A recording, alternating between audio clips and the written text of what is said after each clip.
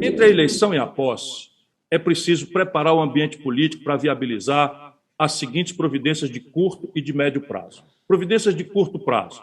Banco do Brasil, Caixa Econômica e os outros bancos públicos virão em socorro das famílias endividadas. 73% das famílias brasileiras estão endividadas, isso é o maior limite de endividamento familiar da história.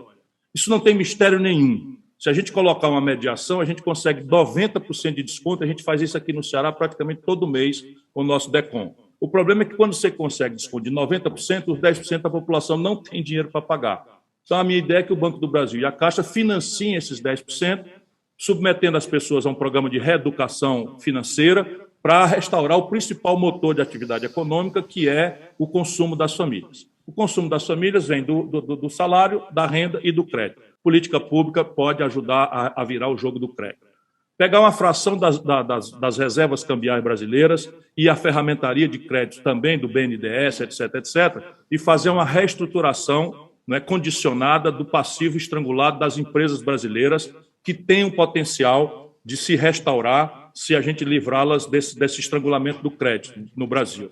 Isso também está bem pensado com seus detalhes. São 6 milhões de empresas que estão hoje no Serasa e 63 milhões e 700 mil pessoas estão no SPC. Terceiro movimento, restaurar a capacidade de investimento do setor público. Então, no primeiro dia do meu governo, 20% de todas as renúncias fiscais serão subtraídos, porque isso não precisa de muita dificuldade institucional. 20% significa o seguinte: você tem 342 bilhões de reais de renúncia fiscal sem contrapartida. Se eu cortar 20%, eu estou estudando bastante detalhadamente isso, eu arrumo aí 70 bilhões de reais já no primeiro tranche para fazer. Mas, em seguida, algumas providências de médio prazo. Uma tributação muito moderada, 0,5% de alíquota a 1,5%, alíquota progressiva de 0,5% a 1,5%, sobre os grandes patrimônios acima de 20 milhões de pessoas, de 20 milhões de reais. Isso atinge 58 mil contribuintes apenas. E arrecada algo ao redor de 80 bilhões de reais. Lá vai 150 bilhões de reais em dois movimentos, né? Depois eu vou chamar, isso já estará amadurecido, né, entre a eleição e a posse, para uma reestruturação do passivo estrangulado dos estados e municípios. A dívida global dos estados e municípios é de 600 bilhões de reais, que significa 10% da dívida pública. E o problema aqui é que ela já está contabilizada. O grande problema é que é o fluxo.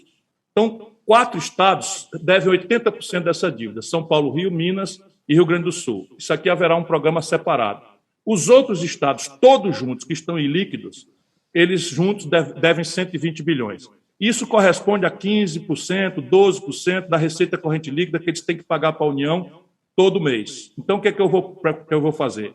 Mediante um programa de investimento e uma adesão ao programa de revisão constitucional para passar aquelas reformas que o país precisa, com mediações mais amplas do que o mero toma lá da cá dos políticos de Brasília, restaurar o Pacto Federativo. Isso significa que o investimento aumenta e eu vou ter uma mediação importante para fazer a reforma de longo prazo que o país precisa.